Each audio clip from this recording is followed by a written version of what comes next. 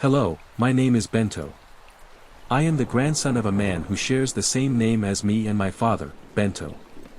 My grandfather has always had a great curiosity for strange things, such as ancient stories and legends. In the region where I live, in the state of Michigan, there are many places with this atmosphere, such as old mansions that people avoid entering. Many of the older folks tell stories that many say are just legends. My grandfather used to tell a story from when he was 19 years old, which took place in a haunted mansion.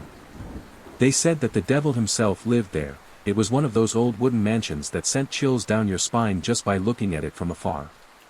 According to the locals, a monster lived there. My father had sheep to tend to, and my brother and I spent the day watching over them as they grazed on the hills. We had a dog named Turco, who helped us. My father gave him that name, but I can't explain why. On one occasion, when we were returning home, my brother shouted and I got scared. Turco started barking and ran towards the wooden mansion, as if he wanted to keep something away from us. My brother ran home and I stayed alone watching the sheep. Only when we passed the fence that belonged to the mansion, Turco came to me and together we went home.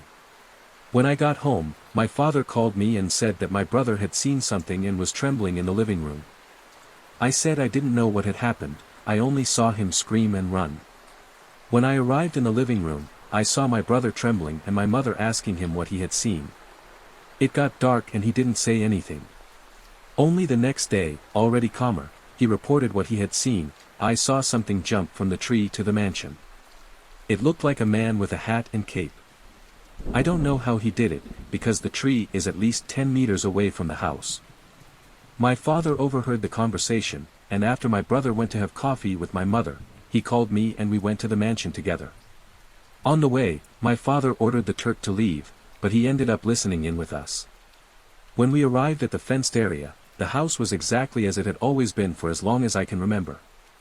I asked my father if he knew who had lived there before, and he replied, "A lady lived here with her family many years ago. She was known as the widow, but her name is not known. She lived there with her 2 daughters, but then became alone.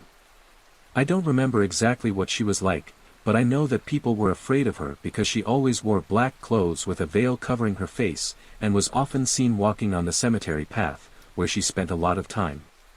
Sometimes, when people passed by late at night on the road, she appeared in front of them, holding a candle, dressed all in black. When she died, it is said that a man dressed in black was seen leaving the house.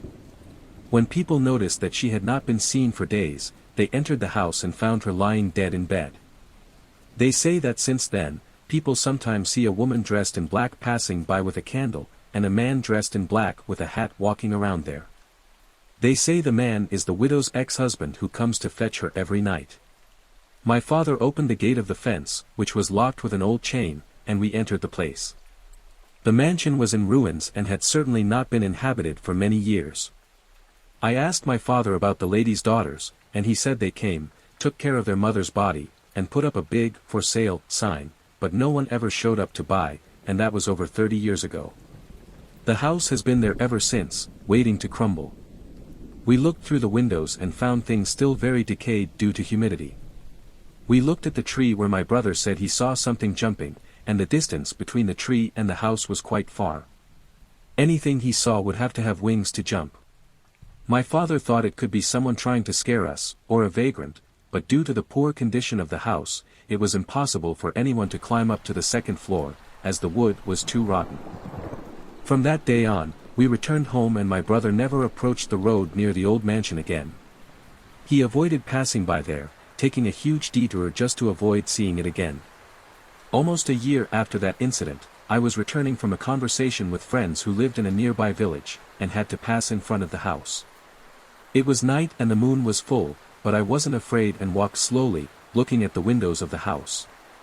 That's when I saw a shadow move and heard a high-pitched scream that gave me chills. On the road, there was a man dressed in a black cape and wearing a hat. Instinctively, I realized that it was not something good. The man began to approach me, and I ran into the woods, following the same path my brother used to take to get home.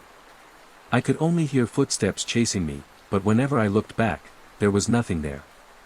When I realized that I wouldn't be able to make it home, I ran towards a dam in the middle of the forest and without hesitation, I dived into the water. It was then that, from inside the dam, I saw the shadow come out of the forest. The man I had seen seemed to have grown in size, and from afar I could see him walking near the surface of the water. I dove deeper and swam as far as possible, running towards home. I arrived there knocking hard on the door, begging to be let in, and immediately started telling about the thing that was chasing me. I recounted all the details to my parents, and my father soon affirmed that it was the haunting that people in the region talked about.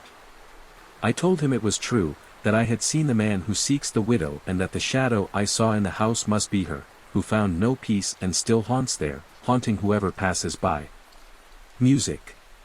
My brother didn't even stay to hear the whole story, as he already knew what had come after him.